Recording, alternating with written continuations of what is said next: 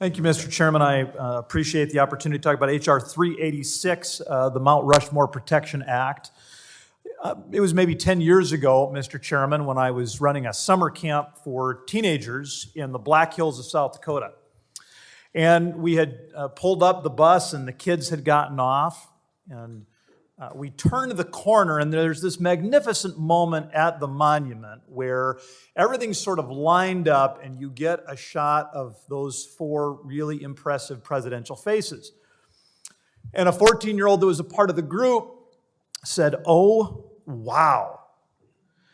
Now, I don't know how much time you all have spent with 14-year-olds, but they're pretty hard to impress. And it's pretty hard to get them to disconnect from that supercomputer that is in their hands. But in that moment, every single teenager, Mr. Chairman, was locked in on those incredible granite faces. I suspect many of you have been to Mount Rushmore, so you know exactly what I talk about when I talk about, that wow moment. These are massive faces of the president. When you see pictures of the sculpting of the monument, the workers hanging down from the top of the monument, they just seem so small. They're the size of George Washington's nose. But what is so impressive to me about the monument is not the construction feat, but it's what it says about America. George Washington, Thomas Jefferson, Abraham Lincoln, Teddy Roosevelt, these are imperfect men.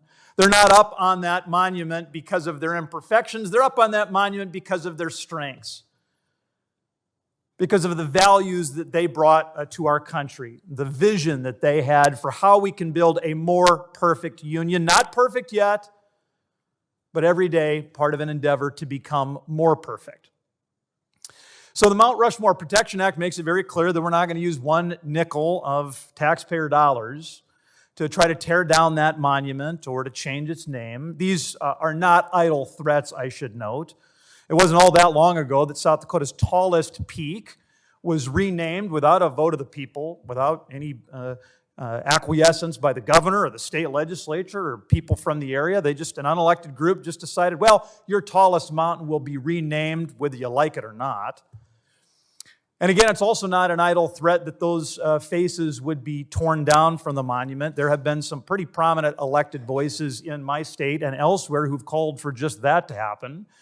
We saw in Oregon not that long ago statues of Thomas Jefferson and George Washington torn down. We saw not all that long ago New York City take down a Teddy Roosevelt statue outside of the Natural History Museum. We even have some descendants of Thomas Jefferson who want his memorial here in Washington, D.C. to be destroyed.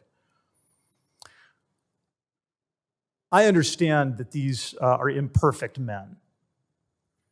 But to the extent that year in and year out they were aware of their imperfections and those of their country, the fact that they, year in and year out, worked to move us closer to the kind of nation we all know that we should be, is worth celebrating.